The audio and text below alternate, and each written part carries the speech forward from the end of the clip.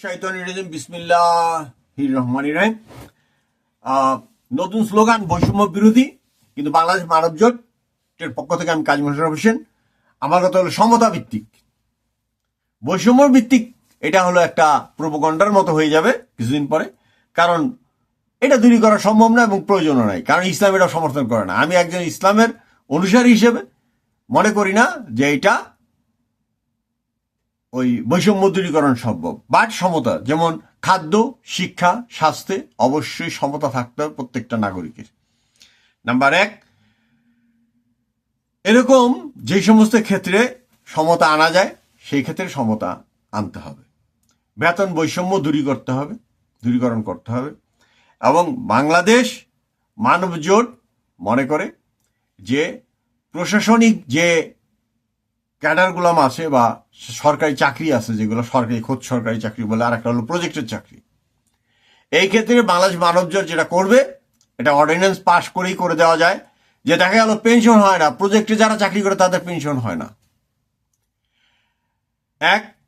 তাদেরকে পেনশনের আওতায় নিয়ে আসতে হবে, একই নিয়ম সারা বাংলাদেশে থাকতে হবে, একই নিয়ম, এর কোনো বিকল্প নাই। তো বৈষম্য বিরোধীরা চিন্তা করেন এই ব্যাপারটা, যে প্রজেক্টের চাকরি করুক, একটা লোক চাকরি করছে তারপরে ঘুরতে আসছে দিনের পর দিন, তার বউ বাচ্চার পেমেন্ট দিতে পারতেছে না, স্কুলের পয়সা দিতে পারতেছে না। এটা চলতে পারে না, এটা বন্ধ করতে হবে। কত বছর কোথায় কোথায় চাকরি করছে সে, তার টোটাল একটা হিসাব। এবং বাংলাদেশ মানব জোট যখন সরকার গঠন করবে তখন তার বেসরকারি কাজেরও হিসাব করে পেনশনের ব্যবস্থাটা করবে, আয় ব্যয়ের হিসাব করে। এবং অ্যাডমিনিস্ট্রেটিভ যে অফিসগুলো আছে এগুলোর দায়িত্ব তার পেনশনের চেকটা ধরাই দেওয়া। ওই এজে অফিস ঘুরায় অনেকখানি কাজ হয়েছিল এরশাদের সময়, এজে অফিসের দুর্নীতি অনেকটা কমিয়ে আনছিল এরশাদ সাহেব, এবং যার জন্য সিজিএ কে ভাগ করে সিও অফিস করা হয়েছিল, chief accounts office of like প্রতিরক্ষা মন্ত্রণালয়, chief accounts office, home ministry, এরকম করা হয়েছিল। কিন্তু এরা এই যে অডিট অ্যান্ড অ্যাকাউন্টসের অফিসাররাই হোক আর যেভাবেই হোক, এরা যে বলে যে না আমাদেরকে আলাদা থাকতে হবে অডিটের জন্য, এই সমস্ত বুঝি না। জিরো টলারেন্স আনতে হবে, যে এই যে অফিসের ঘুষ জিরো টলারেন্সের ভিতর চলে গেছে। এটা কিভাবে সম্ভব? সমস্ত পেমেন্টের ব্যবস্থা করতে হবে যার যার মিনিস্ট্রি, পোস্ট অডিটের জন্য পাঠানো হবে ইয়েতে, ওই অডিট অ্যান্ড অ্যাকাউন্টস অফিসে, অথবা একটা চিঠি দিয়ে পাঠাবে অ্যাডমিনিস্ট্রেটিভ অফিস, এবং আর একটা চিঠির মাধ্যমে কি কি দেওয়া লাগবে না দেওয়া লাগবে কাগজপত্র জানাবে, ওই উত্তরে বা নিরীক্ষা করে জানাবে ওই প্রশাসনিক অফিসকে। এবং সেকেন্ড রিপ্লাইয়ে ওই কাগজগুলো সংযুক্ত করে অ্যাডমিনিস্ট্রেটিভ অফিস, মানে যে মন্ত্রণালয় আছে সে মন্ত্রণালয় থেকে ওগুলা সব ঠিক করে পাঠাবে, এবং তারপরেই চেকটা দিতে হবে, এবং কত দিনের মধ্যে চেক দিতে হবে এটা লিখে দিতে হবে, যে কতদিন করে কাজ করতে তোমার কতদিন লাগবে। এত ওই আওয়ামী লীগের পিছে না ঘুরে, যেই সমস্ত জায়গায় মেইন সমস্যাটা হলো আমাদের দুর্নীতি এবং টাকা, ঘুষ দিয়ে টাকা, ওই চাকরিতে টাকা, ঘুষ দিয়ে ফাইলপত্র সরানো, সব কাজে এইখানে যদি এই কাজগুলো করানো সম্ভব হয় তবেই এই জিনিসগুলো সুন্দর হবে। এই কাজগুলো এখন কত দূর হয়েছে, শোনা যাচ্ছে যে আন্ডার টেবিলে সবই চলতে আছে। আর আমাদের কথা হলো যে যারা, আমি এর আগেও বলেছি যে বন্ড সিস্টেম চালু করতে হবে কর্মচারীদের। কর্মচারী হলে 1 কোটি টাকা বন্ড, আর কর্মকর্তা হলে 2 কোটি টাকা বন্ড। হয় চাকরি করো নাহলে বাড়ি যাও। আর সরকার তো আগেই সম্পত্তির হিসাব কিতাব এগুলো আগেই করে ফেলছে, কোনো বিষয় না। এবং আমার কথা হইল এটা ইসলামী আইনের সাথে মিলানোর কোনো দরকার নেই। এই বাংলাদেশে 1 নম্বর কাজ হলো ঘুষ চলতে পারে না, পারবে না। যারা ঘুষ নেবে তাদের 1 সেন্টিমিটার প্রমাণ সাপেক্ষে 1 সেন্টিমিটার কেটে দিতে হবে। সিভিল সার্জনের কাজ একটু বেড়ে গেল, যে ঘুষ দিবে তার 5 আঙ্গুলের 1 ইঞ্চি করে কাটিয়ে দিতে হবে। যে দেবে, কিন্তু প্রত্যেকটা কাজ কতদিনের ডিসপোজাল দিবে অফিস প্রধান বা চিফ অ্যাকাউন্টস অফিসার, সেটা নিশ্চয়তা দিতে হবে তাকে। আসা যাওয়ার অফিস, ওই ফোনে সরকারি ফোনে গল্প মারা অফিস, এগুলো বন্ধ। দেশ ঠিক করতে সংস্কারের নামে মূলা ঝুলাই রাখলে হবে না। সরকার রাজনৈতিক সিদ্ধান্তের মাধ্যমে হবে এবং সংবিধান সুপরিবর্তনশীল, দুষ্পরিবর্তনশীল, সংবিধান ছাড়া রাষ্ট্র সবই আছে পৃথিবীতে, সবই আছে পৃথিবীতে।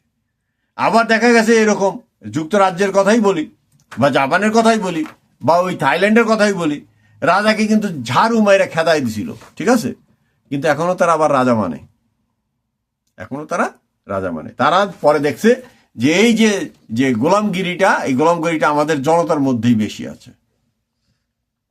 জনতার মধ্যেই বেশি আছে। তো দেখেন না কি ধরনের কৌশল করলো এক নায়ক একের পর এক 3টে ইলেকশন করে নিল এবং কি করলো, সংবিধানকে মুসরাইয়া এমন একটা পর্যায়ে নিয়ে গেল যে সব তার। এখন ফলাফলটা কি হলো?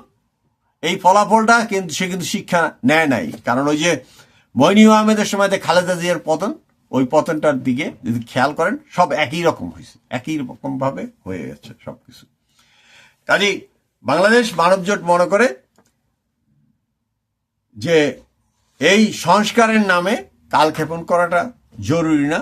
জরুরি হইল যে আমাদের যে মানব উন্নয়ন, বাংলাদেশের যে যিনি প্রধান উপদেষ্টা আছেন, আমার মনে হয় প্রতিদিন না হইলেও মোটিভেশনাল যে লেকচার অন্তত প্রতি সপ্তাহে তার একটা করে লেকচার দেওয়া উচিত, এবং কাজ তো অবশ্যই তার পরিশোধ করবে, এই ব্যাপারে কোনো সন্দেহ নাই।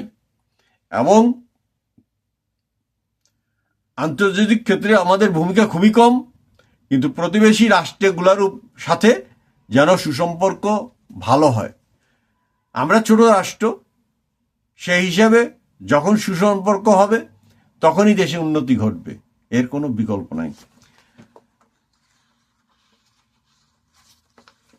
সরকারি কর্মচারী যারা পেনশনার আছেন তাদের অবস্থা খুবই খারাপ অবস্থা, কারণ পেনশনে গেলে এবং মূল্যমান যখন কমতে থাকে তখন তাদের দুরবস্থা শেষ থাকে না। শোনা যাচ্ছে যে মর্গ ভাতা দেওয়া হবে, হয়তো পেনশনাররাও কিছু পাবে। যাই হোক, সর্বোচ্চ পেনশন গ্রহণকারীর সাথে সর্বনিম্নের যে কর্মচারী আছে, আমি এই ক্ষেত্রে ওই পিয়ন র্যাঙ্ক বা কনস্টেবল র্যাঙ্ক বা আর্মি সেপাই র্যাঙ্কের লোকদের কথা বলছি, 1:5। ধরা যাক একজন জ্যেষ্ঠ সচিব বা মুখ্য সচিব যখন 5,000 টাকা বেতন পাবে, পেনশন পাবে, 5,000 টাকা পেনশন যদি পায় সে, তবে একজন পিয়ন বা একজন সৈনিক বা এরকম ওনার কমপক্ষে 1,000 টাকা হতে হবে। আমি ঠিক স্ট্রাকচারটা এখন কি অবস্থায় আছে আমি জানি না, বাট এর নিম্নে নয়, কারণ বেসিক নিডস সবার সমান, বেসিক নিডস সবার সমান। কেউ কেউ দুর্নীতিবাজি করে কি করলো না করলো সেটার দিকে আমি তাকাচ্ছি না, কিন্তু ধরে নিচ্ছি যে সবাই সৎ ছিলেন, তবে 1:5 অতিরিক্ত কোনো ক্রমেই বাঞ্ছনীয় নয়, বরং আরো কমিয়ে আনা যায়। 3:1 হলে আরো ভালো হয়। এবং বাংলাদেশ মানবজোট এইভাবেই যে শ্রমিক, কর্মচারী, অফিসার, এমপ্লয়ি, সৈনিকদের বেতন ভাতা ব্যাপারে এইভাবেই চিন্তা ভাবনা করবে। আজকের আলোচনা এই পর্যন্তই, এখানে শেষ করছি। বাংলাদেশ মানবজোটের পক্ষ থেকে আমি কাজী মোশাররফ হোসেন, আসসালামু আলাইকুম।